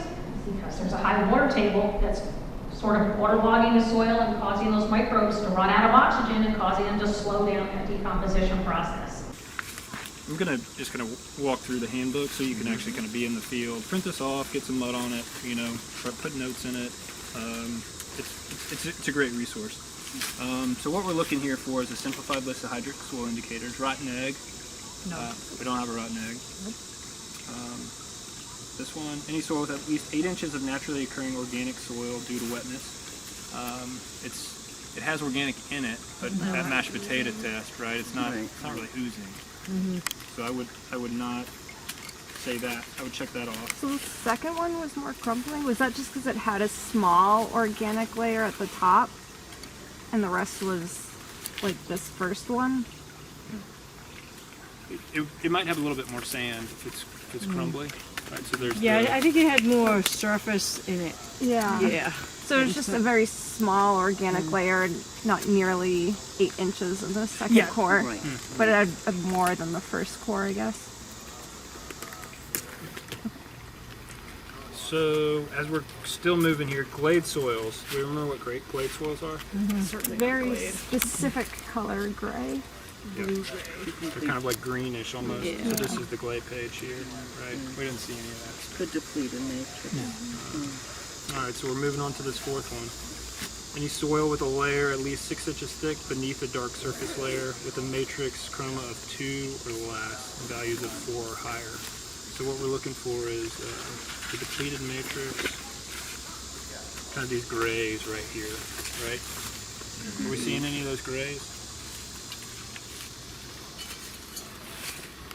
I think it's a little bit too yellow, but it might.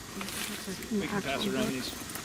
There's certainly some redox features. What I are think the you could like probably ones that thought we're that was the area looking there, for? not Are we just these checking 2 to see if it's columns. So right now we're on. organic, or are we trying to see if it's organic? Yeah, so we're working through this checklist here. No rotten egg, organic. This is the mashed potato test, right? I think it failed the mashed potato test, so it's mineral soil, so we keep going. Glade soils, we don't have glade soils. What we're looking for is any soil layer with a layer at least 6 inches thick beneath a dark surface layer with a matrix chroma of 2 or less and a value of 4. So what we're looking for is a thick top layer, which we do have, but then we need a matrix of 4 too, so it's a gray one. And we're looking to see if those gray colors, that matrix, fall within this 4.2 area. And which the value or the chroma needed to be for? 2 value chroma. So the values for the chroma is 2.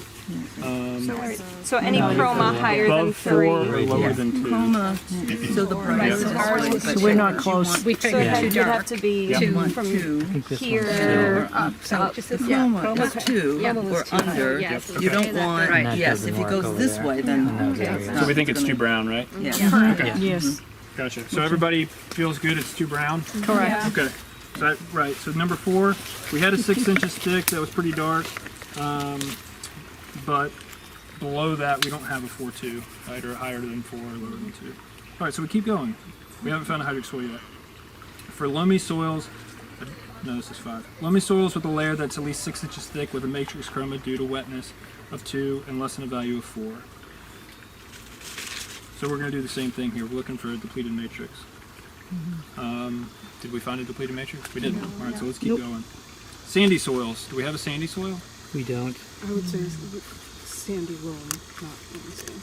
Yep. Does everybody feel good about that? That's the ball test, right? Yeah. If it breaks apart, it's more of a loamy sand or coarser. Otherwise, we use the other indicators. All right, so we're on this last one. Loamy soils within a dark surface layer with a value of 3 or less and a chroma of 2. So this one we need to look at, right? Because it's a dark surface. Can you say once? So it was Yep. if Here, it's like, here. Green, that was sandy nothing. loam or loamier / clayier, then Was that we're 6 using inches? this Yeah, thing just- right now. So if it does break, the ball does break, then it's sandy enough to be a loamy sand or coarser. Of course. Okay. Yep. Got it. Yep. Does everybody feel good about that? Right, so what changes for About what she said, yes. when once it's determined to be sandy, what's the next step then? So that's your indicators, how they're broken down. You've got several different classifications. So that all is indicated with an A. Right. And then there's an F, which is fine. So that's your loams and your clays. And then for S, that's the sand, and that's the one that breaks apart when you're throwing the ball. And so we can't use this sandy soils here For this. unless it broke apart. And then, so that's one thing to flag too. If you have an applicant that's in a sandy site, and then all of a sudden is using loamy soil indicators, well, that's obviously wrong. What else is wrong on this submittal, right? So there's kind of certain flags right there where you can assess the experience level of your consultant too. So loamy soils. So everybody feels good about that, about us being here? Okay. Loamy soils within a dark surface layer within a value of 3 or less and a chroma of 2 or less. And then for here, we're looking for 5% redox features. I don't think we have But I those. do think we might have. Or I don't think 2%, but I do think we might have 5%. Do you think we have redox? No. Yeah. Then there are what we call glade soils. Now, glade is a very specific kind of gray. Clay and gray go together, but they're not the same. Glade, there are 2 pages in the Munsell color book that we call the glade colors. And so the layer would have to match up to one of the colors that are on those 2 pages. All right, there's specific blue-gray kinds of colors, actually. And so basically, if you have a subsoil that matches up with that, and if it's a sandy textured soil, you have that gray color occurring within 6 inches of the soil surface, bingo, you're all set. If you've got that layer that has these glade colors in a fine textured soil within 12 inches of the surface, bingo, you're all set. All right? Now, why is there a difference in the depth requirement for that? Well, it has to do with that factor that Scott mentioned called capillarity, and the fact that the finer textured soils have smaller pores naturally, and those pores hold on to water and can even wick it and suck it up against gravity. All right? And at Capillarity, I'll debut myself here. They still make Bounty, but they've gotten rid of this commercial. The Bounty, the quicker picker-upper. All right? How did that work? Well, the water soaked upwards against gravity. Not miraculous, but same concept. The smaller the pores, the more sucking force they have to wick water upwards. And it works in reverse. If I had a bucket, say I had a 5-gallon bucket of sand here, and I filled it up with water to the top so that all the pores were full of water, and then I poked holes in the bottom so the water could drain out. Would all the water drain? What do you think? All of it?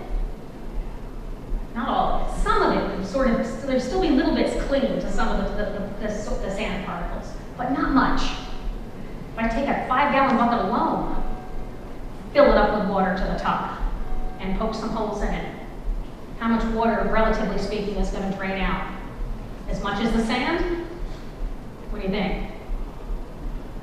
No, it's not going to drain as much water because it's got smaller pores. It's more sponge-like. It's going to hold on to the water better against gravity. All right? So this is how the same concept can kind of work when we're talking about percolating water from the surface, or whether we're talking about groundwater being wicked up from the bottom.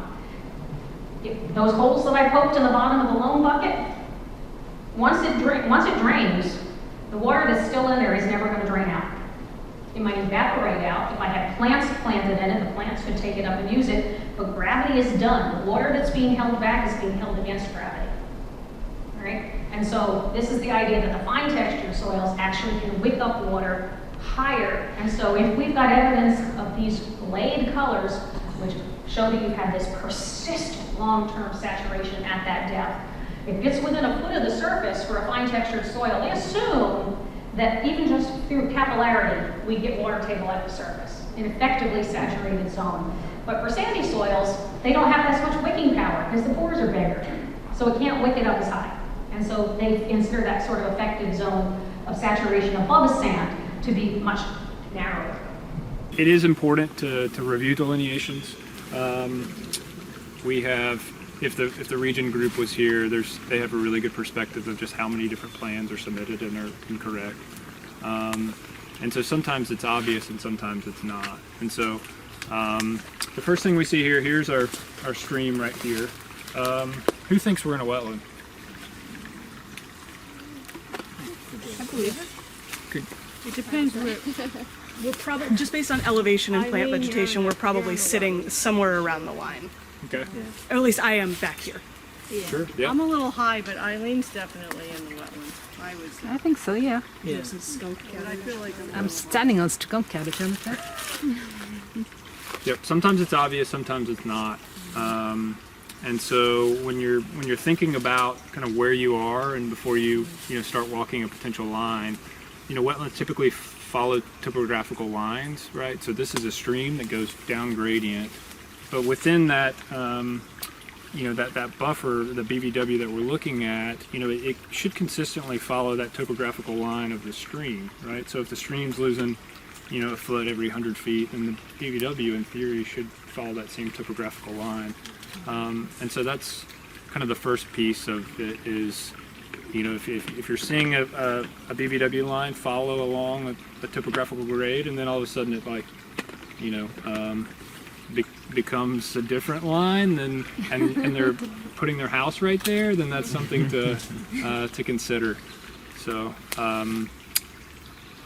if it's a flat wetland, right, it would be, if it's like a lake and there's a fringe all the way around it, then that BVW in theory would just be all at the same elevation. But since we're at a stream, it's going to be a little different because we're trying to figure out and put ourselves in the landscape of like how far is the stream moving down versus kind of following this bank, figuring out where the BVW is. So the first part of the BVW is starting with your back here and making sure it's connected, right? So we're not delineating isolated features today. The middle part, the transition where the line will be, we want to get you to try to figure it out. And so we've placed several flags here.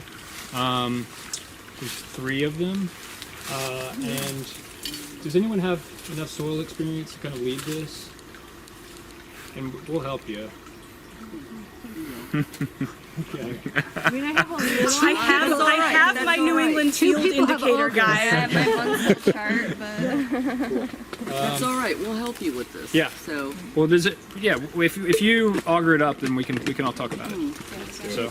You bring your auger, Claire. You got to expect to be doing this. Why I brought it. I think augering is a really good thing to do because then you really get a sense of what it takes and how deep you want to get and how you can get that profile.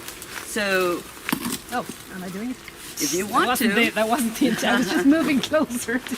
Well, that is certainly indicative of something. Yeah. So that's something, huh? So let's get this and lay it down for a minute because you need to get the next few inches. Yep. Right? Not quite a full 12.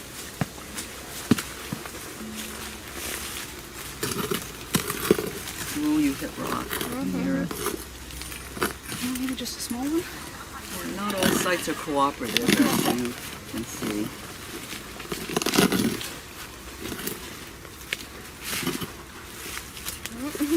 Okay, we got something. A different layer, at least a little bit of something. Do you want me to lay it down and knock it? I can also pull it out if So you that want you me can to. get as much of it as possible in terms of being complete. Yeah. Nicely done. Not perfect, but we're gonna get something here. Do you want me to do one more? Yes, please. Because you're just getting Do you want me to pull this something plant here. over so you can actually see that Thank you. the soil? You got it. Oh, I hear Strength that. training for the Ron. day. Ouch. I think that's about as far as it's gonna let me go. Ooh, nice.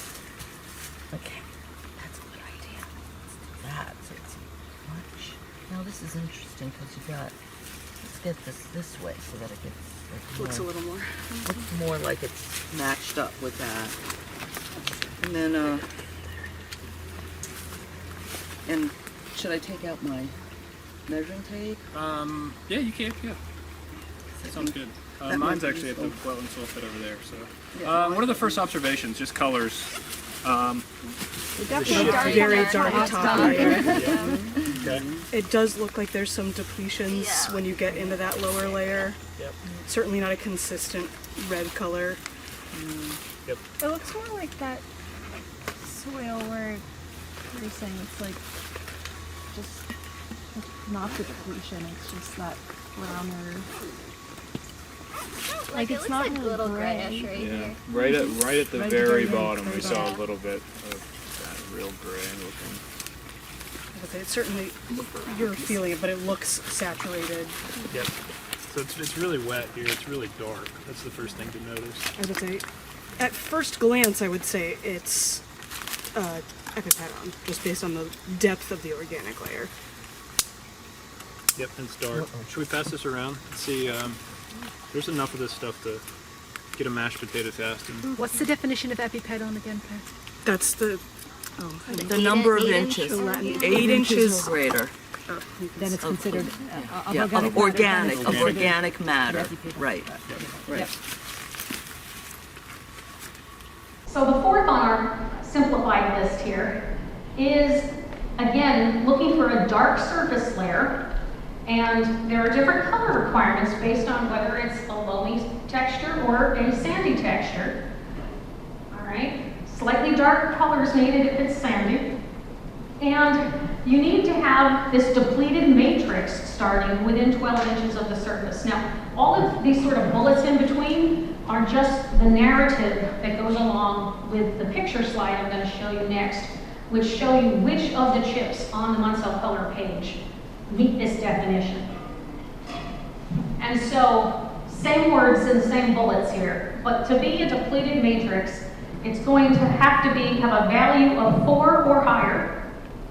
All right, these colors down here are all topsoil. All right, these are topsoil colors down here in this lower left-hand corner. So it has to be a 4 value or above and a 2 chroma or less. So in one of these first 2 columns. And these 3 chips right here, those colors of gray have to have, in fact, some iron concentrations to go along with them. Whereas if you're in the 5/1 or anything higher than that, you may have redox concentrations present, but they're not required. Okay, just the gray color being as gray as it is enough evidence. All right, so this is being shown to you here on the 10YR page, but it's true of every page in the book. All right, those blade pages are just slightly different because basically all of the chips from the 4 line up are low chroma, are these depleted colors. But every other page, regardless of the wavelength of light, if you're looking at this block of 2, 4, 6, 8, 10 chips, these are the colors that we're interested in. This is how gray does gray have to be in order to be gray enough to show us evidence of minor depletion. So the important thing that we're looking at, regardless of the page, is it a 4 chroma or higher, and is it a 2 chroma or lower? So basically these 10 chips. Yep. And so check that box, yes, it's gray enough. But then, remember the 4 values here, and /1/2, and then the 5/2, those 3 chips also have to have the presence of the concentrations to go along with the gray. An additional indicator here in loamy soils is that you need a 6-inch thick layer of these gray colors, but it has to start out within 10 inches of the surface. It's the same color combination of gray that we saw on the last slide. If you've got sandy soils here, you have to have a layer that's at least 4 inches thick that has these gray colors, that has these distinct or prominent concentrations, these models that are in them. And so you can kind of see on this picture here what you're seeing, or what you would look for with this indicator.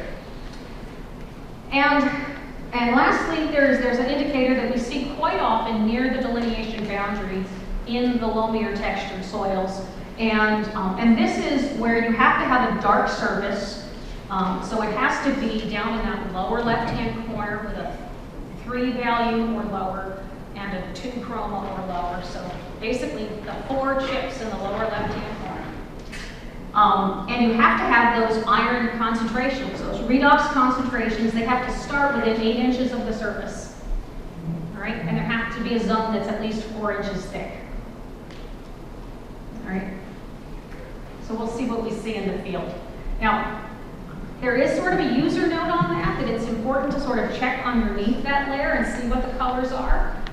It doesn't absolutely have to be depleted, but I would expect to see some depletions, some gray colors in there to show that sort of that dark topsoil color is in fact due to wetness and an accumulation of organic matter. Sometimes I have seen this indicator be really tricky in an old pasture that has had a lot of extra organic matter, manure getting added to it, and it could just be kind of mucky, but not because it naturally built up there, unless you call cows natural. And a lot of big soaking saturated rain events might happen in succession, and the soil doesn't have a chance to drain out. All right, and because there's all that organic matter, if it's in the middle of summer and it's warm, those microbes are going to be feasting on the organic matter in that soil that's now kind of wet, but not from a water table. And so you can sometimes find these features in an old pasture. And so it's good to sort of look underneath that and just verify that you actually do have some gray colors in there to show that it is from wetness, from a water table. All right, and then quite briefly, how do we describe soils? They're described in layers. A soil is described as its profile, and we have a profile, it's our side view. So this is the side view looking into the soil. It starts at the surface, goes down to what we call the parent material, the sort of unaltered, unweathered geologic base. And this profile can be divided into layers or horizons. Horizon is the term more commonly used in soil science. But it basically means that they're naturally forming layers that occur that are different from one another based on either their texture or their color in some way that differentiate them. And so you might have been introduced to horizons that have like A for topsoil, B for subsoil, C for the substratum, the parent material.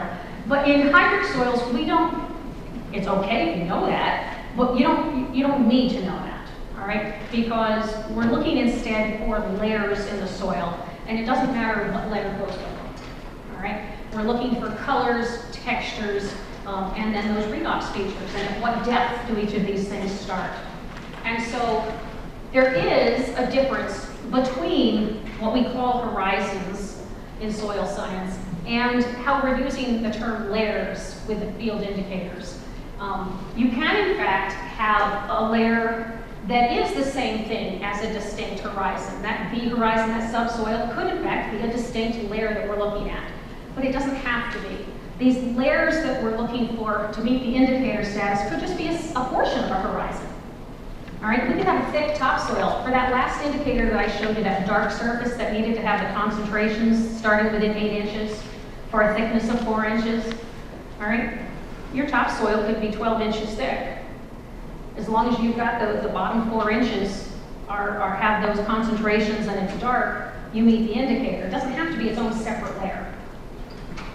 So layers and horizons, it's sort of like a layer could superimpose on what we would look at as a horizon, something that's all the same color.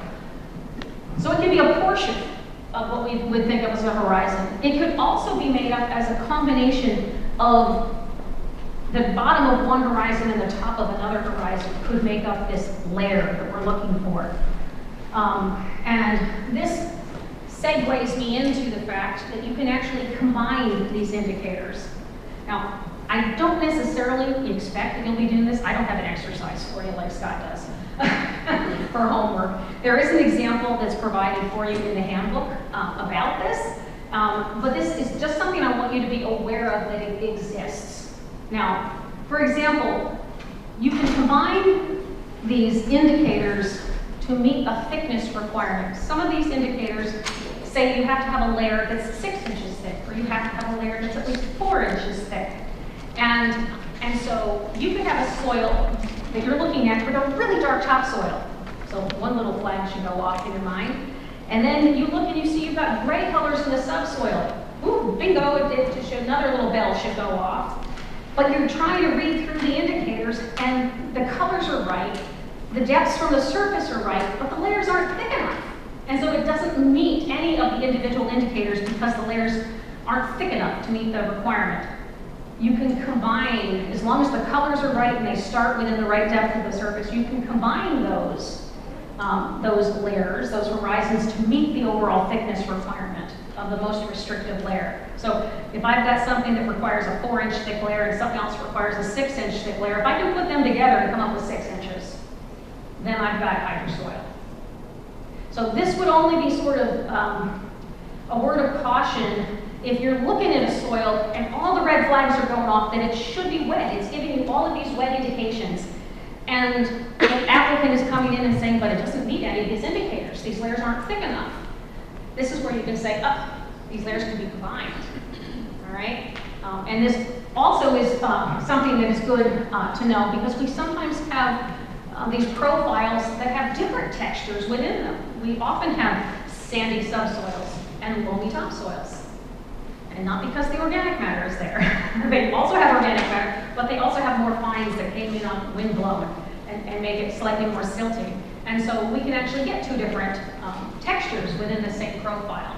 And so it's good to know that you can combine these indicators to meet the thickness requirement. If you don't trigger an indicator all by itself in just the sandy zone or just the loamy zone, maybe one gets triggered when you combine them.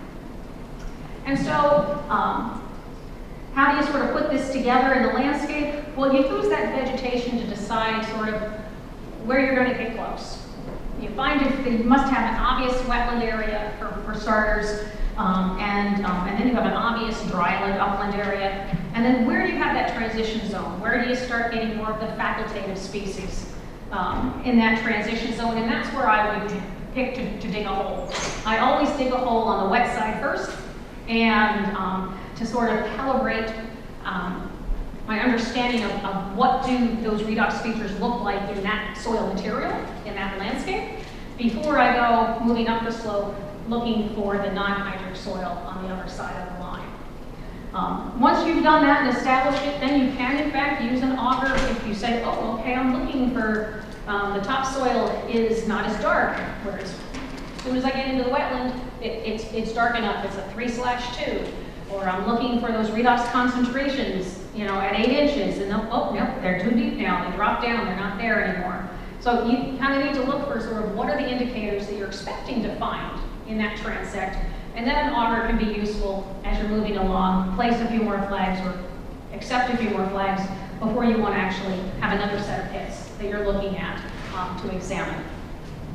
If we move just a little bit upslope here, we would expect these gray colors to drop deeper in the soil and not have gray right up underneath. Yeah.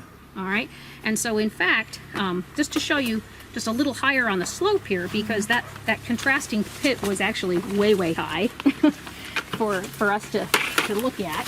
Let's just come a little bit higher and see what we find. I got some more rocks in here.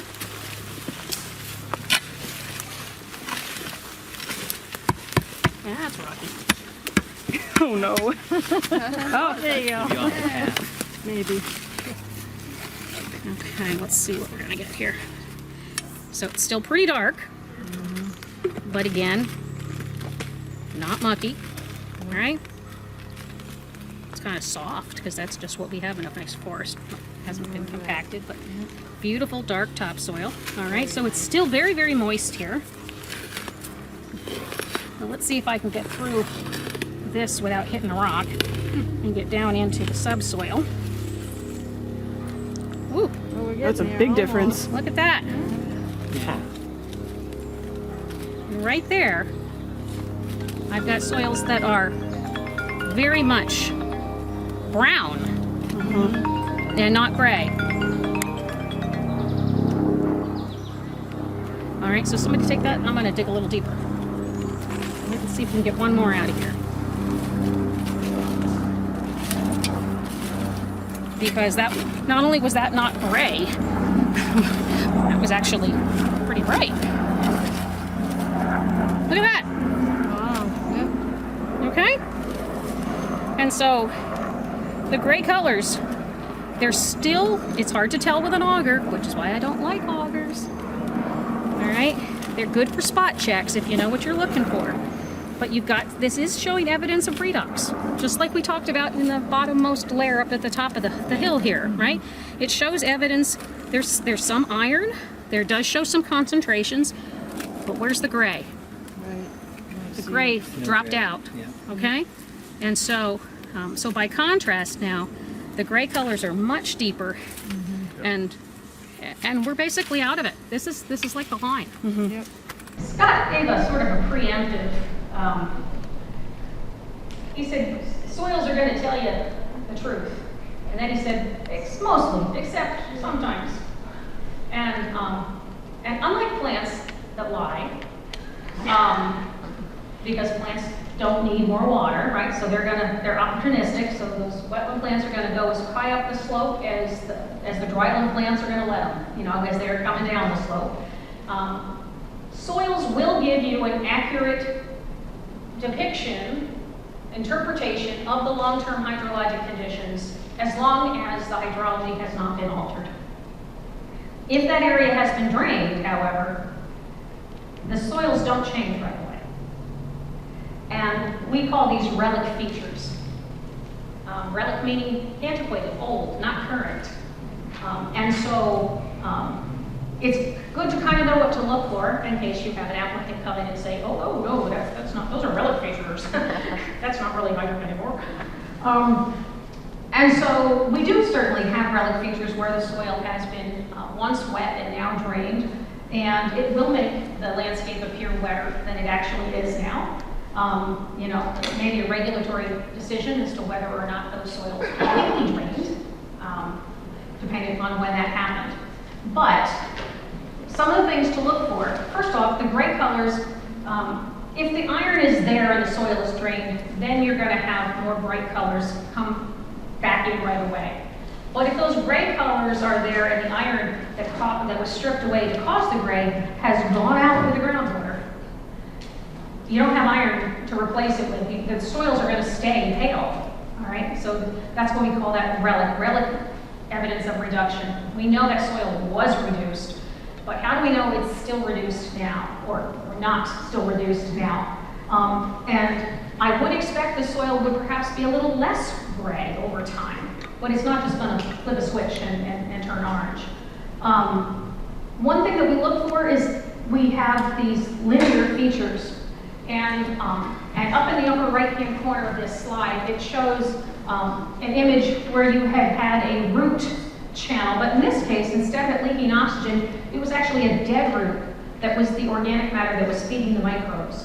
And so that became the zone where oxygen got depleted first, and that's where it became gray first. And so those root channels are where you can look for evidence. Sometimes it's red, sometimes it's gray. And in this case, if you have a linear feature that's removed from the pore, then you know that's relic, because it couldn't have formed naturally. So here, stepping out of my box, here we have a gray color that's outside. It's sort of more in the matrix now, and then you've got iron that's being deposited along the pore. That's relic. Those gray colors are relic in that case, because they couldn't form naturally. You wouldn't get a linear gray channel like that in the matrix. All right, the gray colors don't form that way. Now, so anytime a linear feature appears in the matrix away from a pore, you can assume that it's relic. Another thing that you get is the difference to look for in what we call sharp versus diffuse boundaries. Those concentrations, I showed you in a few slides how they kind of had that halo effect, how you had like a bright orange center and then a slightly less orange kind of halo as it sort of graded into the matrix. Anybody remember? I was kind of showing you that. Well, that's a naturally forming active concentration in place. That's what we call a diffuse boundary. It's kind of a gradual bleed of color away from that concentration. That's natural. If, however, you have sort of a very sharp boundary between where you've got that blotch and where you have the matrix beside it, that's more of a relic feature, because the blend is gone. All right, it doesn't have that sort of bleed effect. And another very, very simple thing to look for is if a soil has been drained, doesn't even have to have been drained 2 feet, but if it's just been drained such that the water table doesn't sit at the surface anymore, the topsoil is going to be more aerated, in which case the organic matter is going to be less abundant. The microbes are going to be chowing down on that very actively, using oxygen now, because they've got oxygen because the water table isn't there.